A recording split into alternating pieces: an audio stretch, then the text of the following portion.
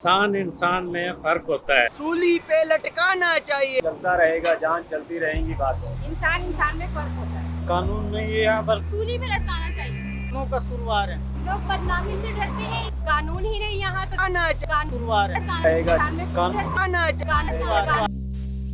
हजार लोग हजार बातें हैं, क्योंकि इंसान में फर्क होता है। हमें अजीम मुल्क के बाशिंदे, जहाँ पे हर रोज 1-2 घंटे बाद एक कमसिन बच्ची, एक औरत, यहाँ पर एक ट्रांसजेंडर के साथ ज्यादती होती है। मगर अफसोस की बात यह है कि इनका ना कोई पुरसाने हाल नहीं है, क्योंकि आज हमारे मुल्क में कम से कम 20% औरतों के साथ ये काम किया जाता है।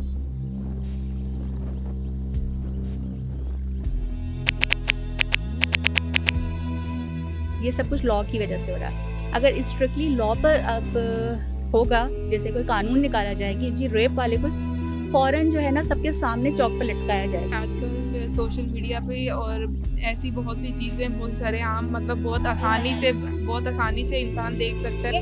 अगर हम स्कूल्स और की तरफ फोकस करें तो वहाँ पे बच्चों को हम यूजुअली सेक्स स्टोरीज या सेक्स स्टडीज़ नहीं पढ़ाते, जो कि एक बहुत ही गलत चीज़ है। बिकॉज ये एक नॉर्मल ऐसी एजुकेशन है, सेक्स एजुकेशन ऐसी एजुकेशन है जो हर करिकुलम में होना इम्पॉर्टेंट है। बिकॉज अगर आप उस स्टेज पे बच्चों को ये चीज़ समझा दोगे कि गुड टच और बैड टच में कितना डिफरेंस होता है, तो आई थिंक फिर ये केसेस ज़्यादा नहीं होंगे। जैसे लड़कियों पे इतनी पाबंदी लगाई जाती है ना, लड़कों को भी गाइडलाइन दे देनी चाहिए कि क्या सही है क्या गलत है। हम रेप के लिए किसको कसूरवार ठहराएं हैं? औरतों की ड्रेसेस को एजुकेशन को, या फिर लोगों के कंजर्वेटिव माइंड को, या फिर उनकी अपब्रिंगिंग को।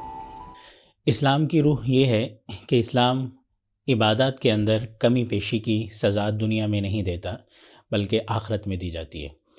माशरत के अंदर कमी पेशी की सज़ा दुनिया के अंदर ही दी जाती है।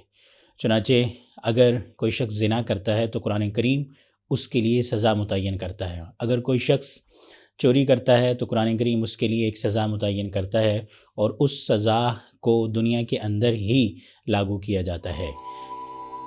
अज़ल से है मकाफ़ात अमल का सिलसिला कायम, अज़ल से है मकाफ़ात अमल का सिलसिला कायम, रुलाया जिसने औरों को वो खुद भी चश्मे तर होगा।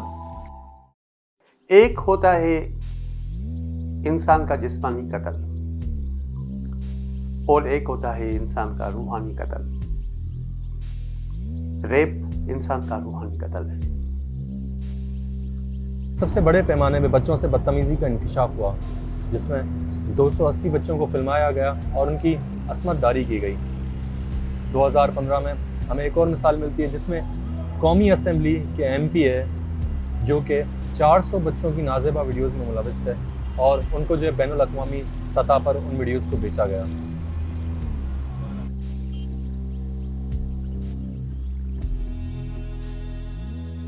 सबसे पहली चीज़ जिसको कुरान करीम ने ज़िक्र किया वो है हद का निफाज।